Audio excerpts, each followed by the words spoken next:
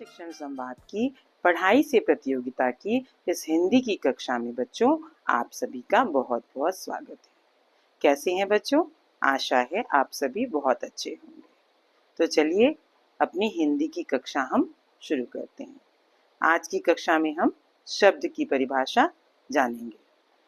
बच्चों अब हम आपको शब्द की परिभाषा बताएंगे कि जो वर्णों के सार्थक समूह को बच्चों हम शब्द कहते हैं। देखिए मैंने इसकी परिभाषा लिख भी दी है कि वर्णों के सार्थक समूह को हम शब्द कहते हैं। जैसे उदाहरण क्या होगा बच्चों? उदाहरण होगा जैसे राम, घर,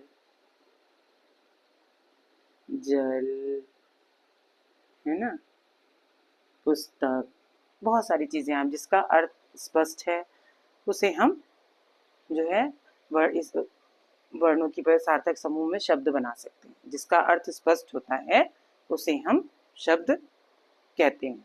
इसी शब्द की यही परिभाषा है कि वर्णों के सार्थक समूह को हम शब्द कहते हैं। अच्छा बच्चों, अब रचना के आधार पे बच्चों, अर्थ के आधार पे बच्चों शब्द को दो भागों में बांटा गया है। किसके आधार पे बच्चों? अर्थ के आधार पर। अर्थ के आधार पर शब्द को दो भागों में बांटा गया है। कौन कौन सा? एक सार्थक शब्द और एक निरर्थक शब्द। किसके आधार पे दो भागों में बांटा गया है? अर्थ के आधार पर। तो अर्थ के आधार पर क्या बांटा गया है? अर्थ के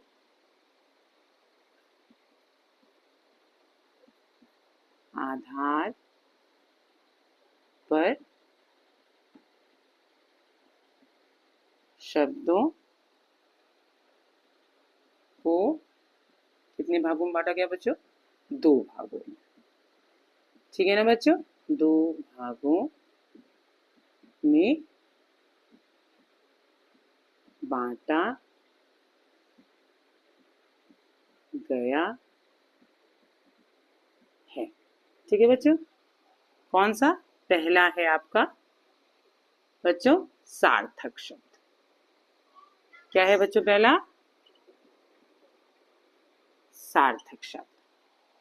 वे शब्द बच्चों जिनका एक निश्चित अर्थ होता है, जिसका अर्थ होता है, वे शब्द जिनका निश्चित अर्थ होता है उसे हम सार्थक शब्द कहते हैं। सार्थक शब्द की परिभाषा होती है बच्चों कि वे शब्द जिनका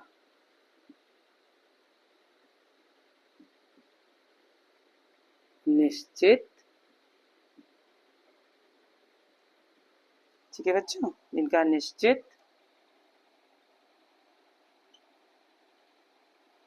अर्थ होता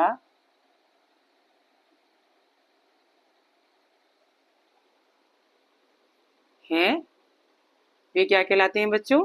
वे सार्थक शब्द कहलाते हैं। कौन से शब्द कहलाते हैं बच्चों? सार्थक शब्द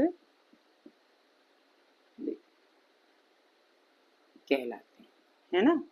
जैसे नाक, कान, राम, जल, रात, ये सब क्या है बच्चों? सार्थक शब्द है ना। मन, जैसे नाक, कान, मन, जल, रात। ठीक है बच्चों, तो ये सार्थक शब्द हुए। अब अर्थ के आधार पर दूसरा क्या बांटा गया है? दूसरा है भाई बच्चों निरर्थक शब्द। क्या है बच्चों? निरर्थक शब्द। इसके बारे में बच्चों जान लीजिए। जानना तो दोनों के बारे में ही जरूरी है। अब वे शब्द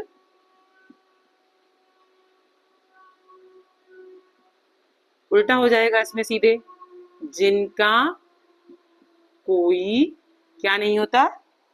निश्चित अर्थ नहीं होता। जिनका कोई बच्चों निश्चित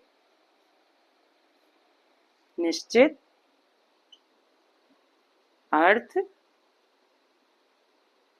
नहीं होता, वे क्या होते हैं? वे निरर्थक शब्द कहलाते हैं। ये कौन से शब्द कहलाते हैं बच्चों? वे निरर्थक शब्द, वे निरर्थक शब्द कहलाते हैं।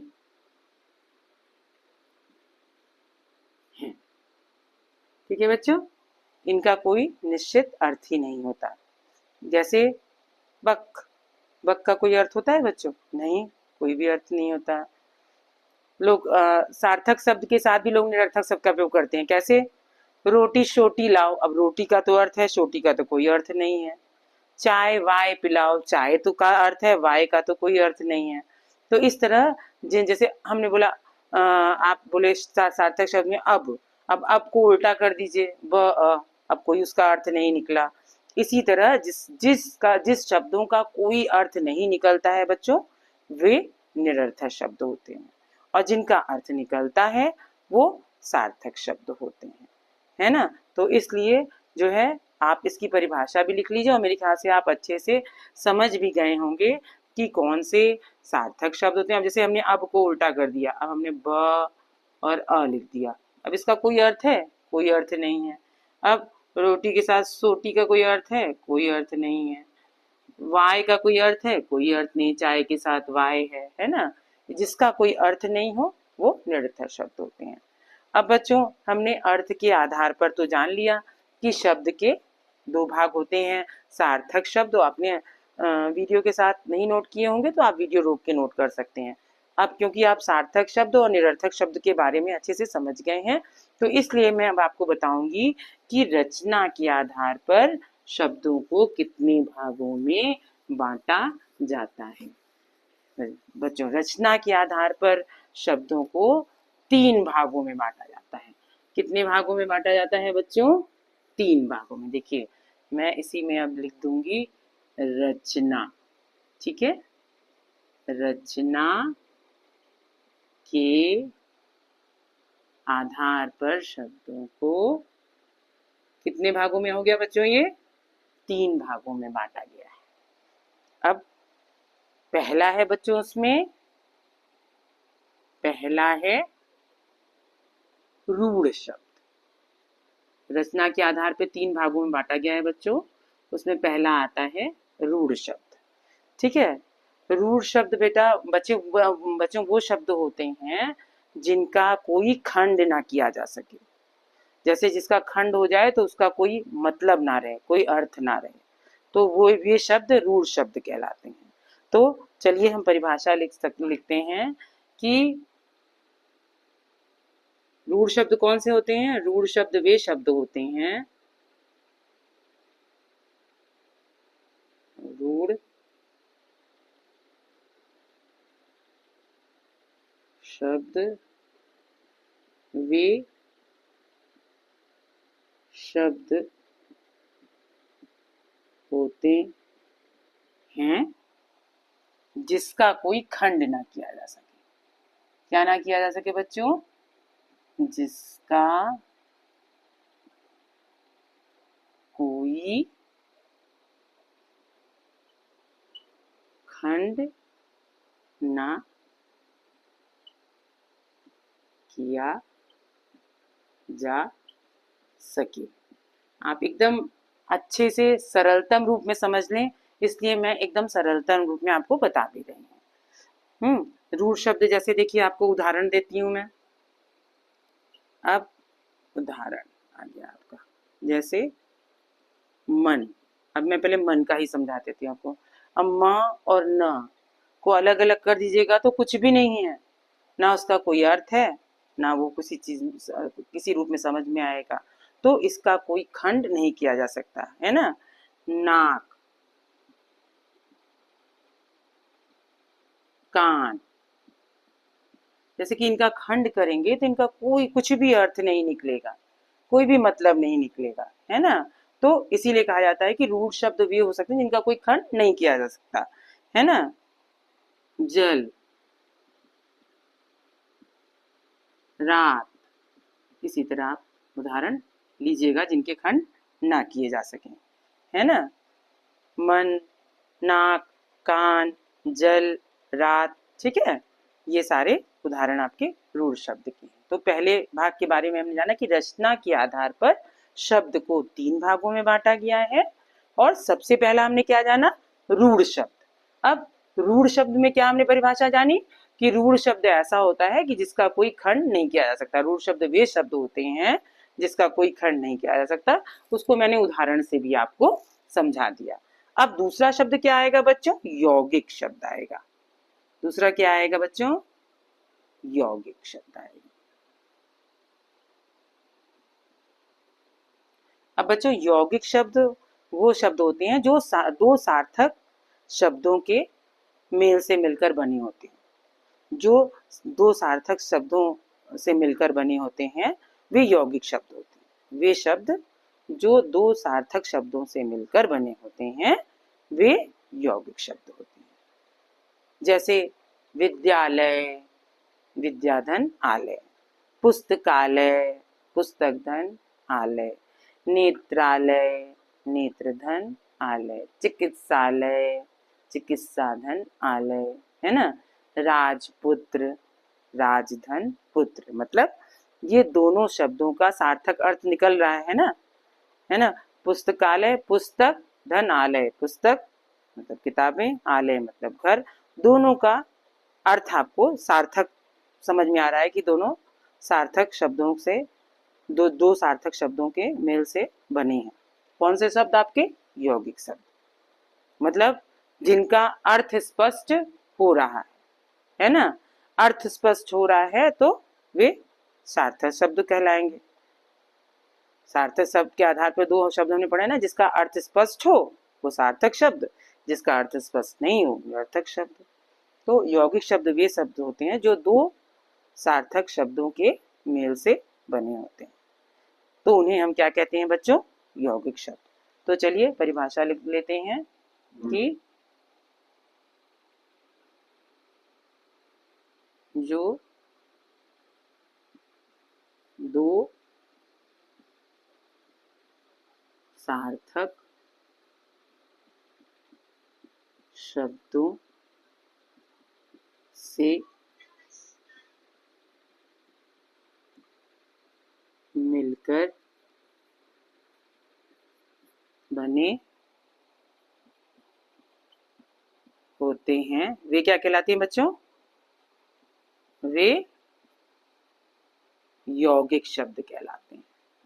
कौन से शब्द कहलाते हैं बच्चों, यौगिक शब्द कहलाते हैं। यौगिक शब्द कहलाते हैं, है ना। अब कैसे कहलाते हैं देखिए,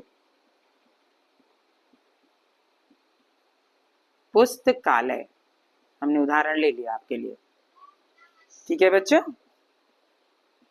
अब पुस्तकालय कैसे दो सार्थक शब्द से मिलकर आए, देखिए मैं तोड़ के दिखाती हूँ आपको।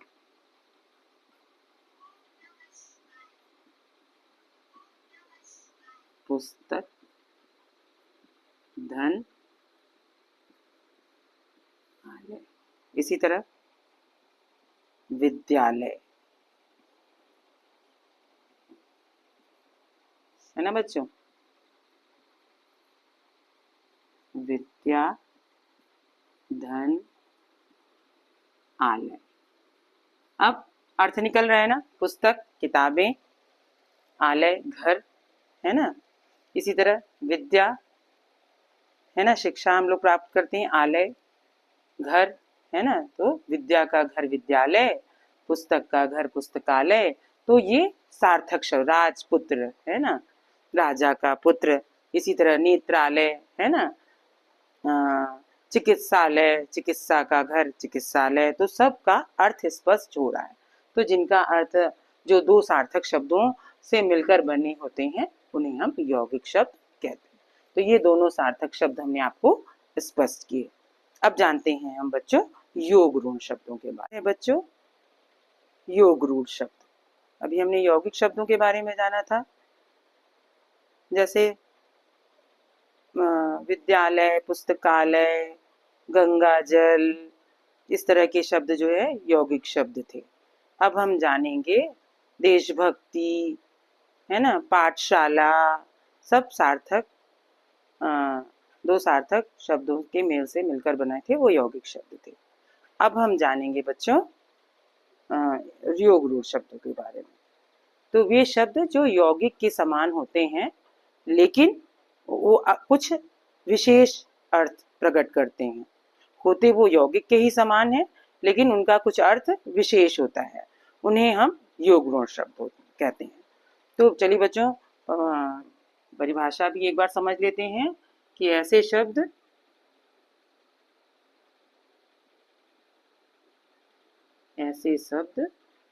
कि जो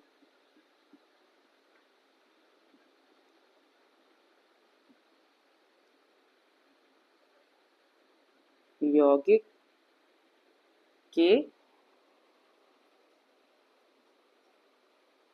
समान होते हैं, परंतु कुछ विशेष अर्थ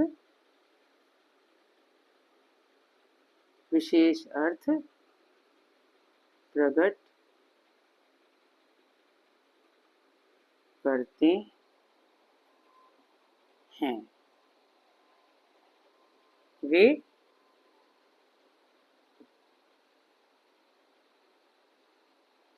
योग रूढ़ शब्द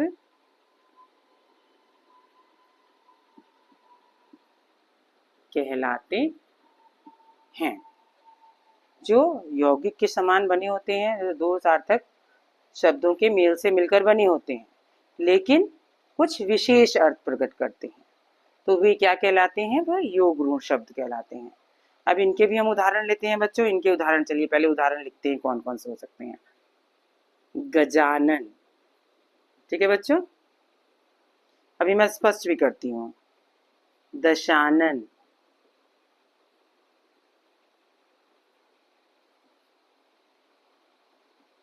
नीलकंठ, है ना,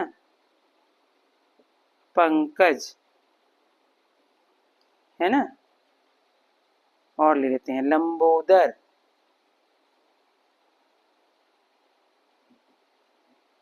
ठीक है। अब ये शब्द भी दो सार्थक शब्द, गजानन, है ना, लेकिन ये दशानन, दशधनानन, गजधनानन, नीलधन कंठ, है ना, लेकिन अब ये विशेष अर्थ प्रकट कर रहे हैं, है ना। पंख और जब मिला देंगे तो पंकज, है ना, तो ये गजानन, गज जैसे मुख वाला, अर्थात कौन होगा? भगवान गणेश जी, है ना। अब इसका एक विशेष अर्थ मिल गया, गज जैसे मुख वाला अर्थात गणेश जी। दशानन, 10 है जिसका सिर, 10 है जिसके आनंद, 10 हैं। कौन होता है 10 है जिसके सिर? आपको पता होगा बच्चों, कौन होता है? बताइए बताइए, आपको मालूम होगा। 10 है जिसका सिर, रामायण के बारे में सब जानते हैं, तो 10 है जिसका सिर कौन है? रावण। रावण के बारे में बात हो रही है, तो ये एक विशेष अर्थ उत्पन्न किया। दशानन ने एक विशेष अर्थ में 10 है जिसका सिर अर्थात रावण, है ना।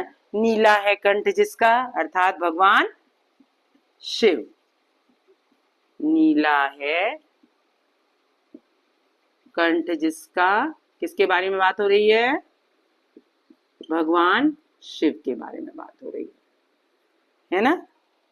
पंकज, पंख का अर्थ है कीचड़, जा में का अर्थ है जन्मा, तो कीचड़ में कौन जन्मता है? कमल। कीचड़ में जन्मा, है ना, तो क्या हो गया बच्चों? कीचड़ में क्या जमता है? कमल। ठीक है। लंबोदर, लंबा है जिसका उदर है, संधि भी हो जाएगी, दो सार्थक शब्दों से मिलकर बना है चूंकि, और विशेष अर्थ भी उत्पन्न कर रहा है। लंबा है जिसका उदर, इसमें भी किसकी बात हो रही है? भगवान गणेश जी की। किसकी बात हो रही है? भगवान गणेश जी की।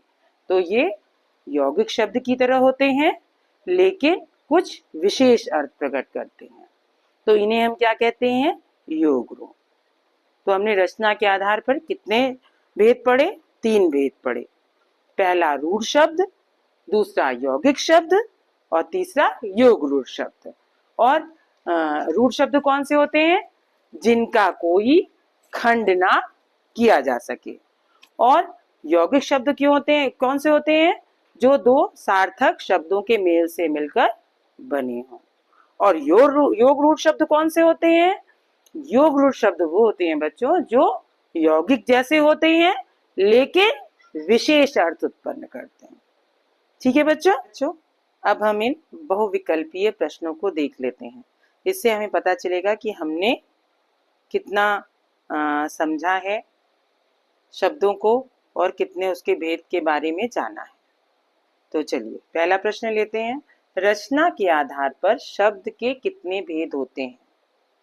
अर्थ के आधार पर शब्द के कितने भेद होते थे बच्चों? 2, सार्थक और निरर्थक। अब इसमें पूछा है कि रचना के आधार पर कितने भेद होते हैं।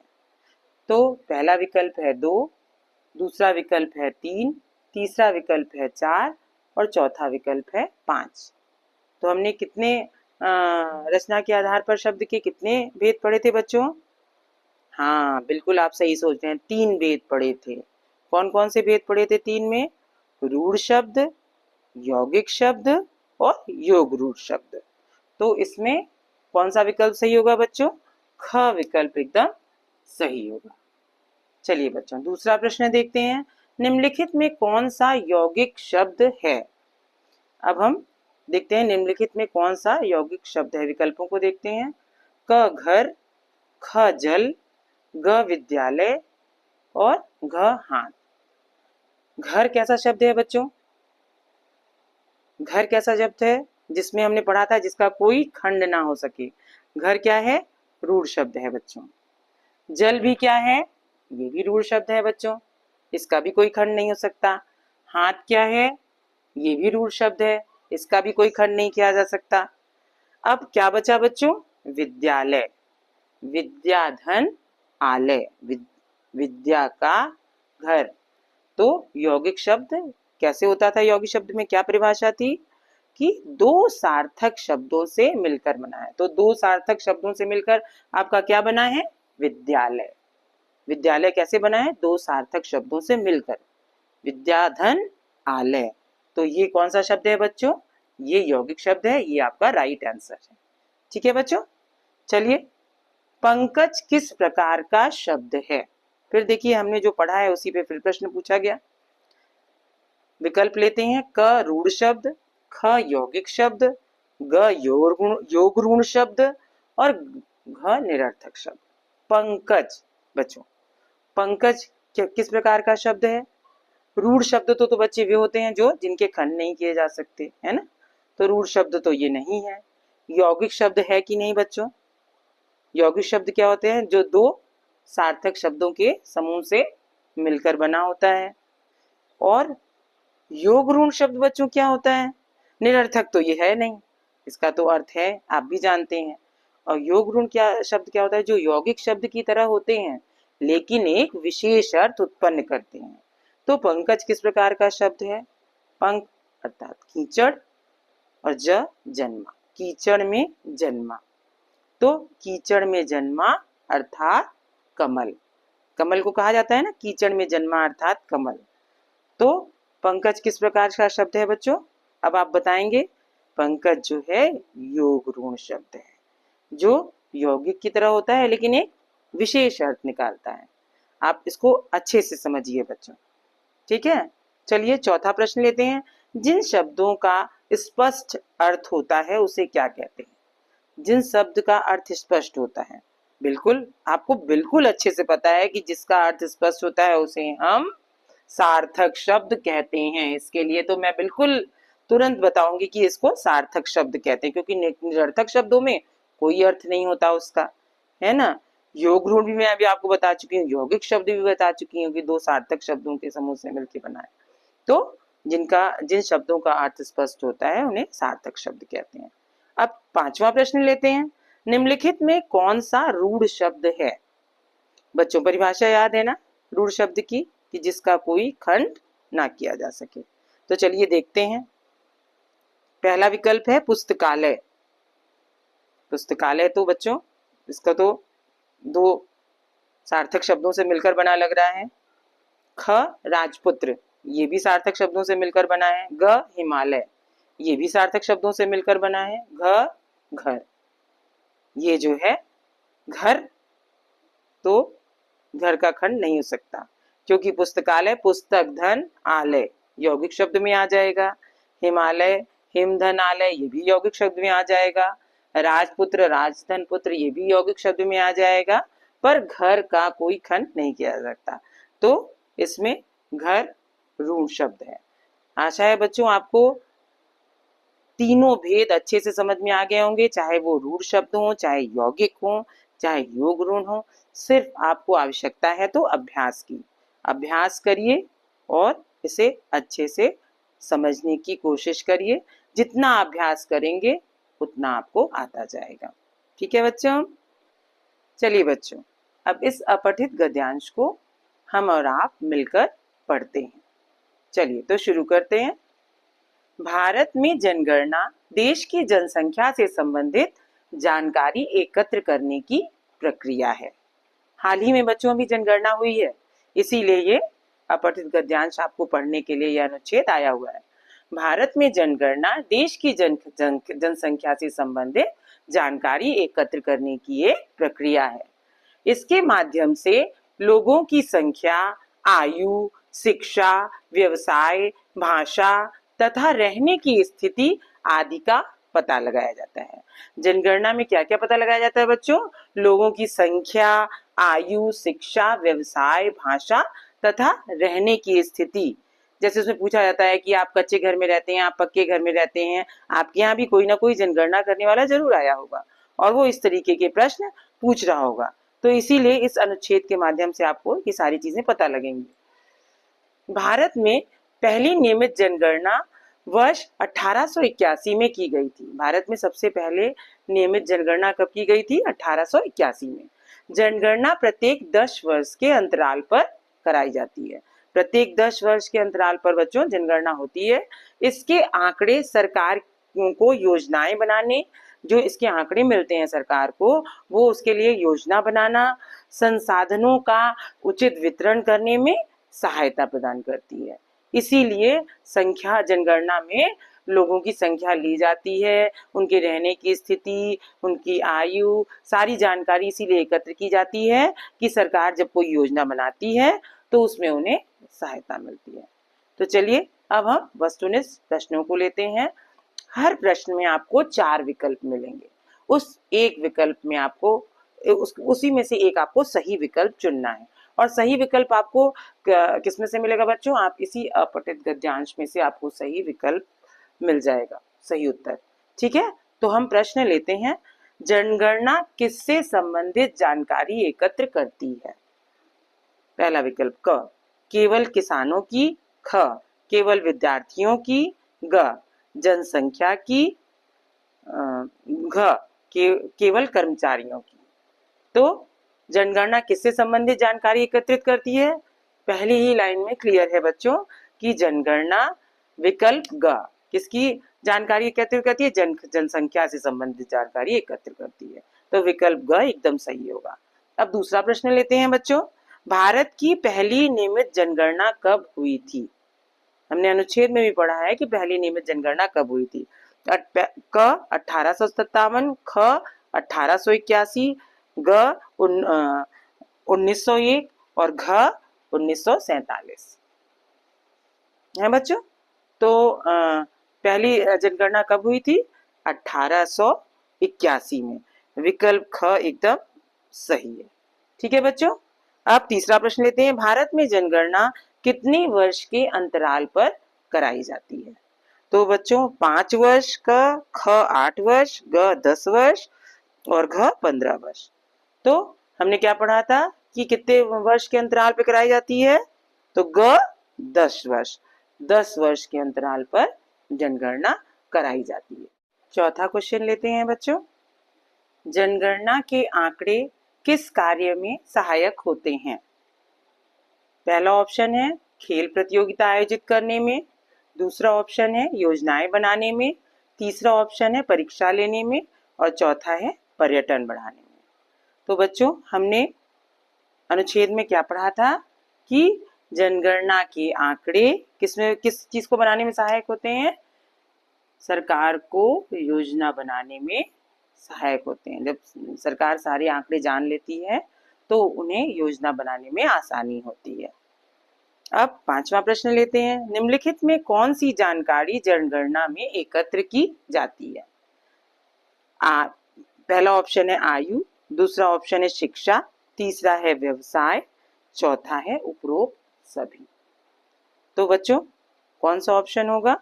किस किस चीज की? आयु की भी जानकारी ली जाती है, शिक्षा की भी जानकारी ली जाती है, व्यवसाय की भी जानकारी ली जाती है।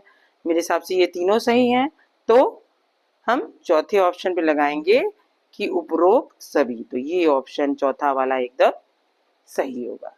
ठीक है बच्चों।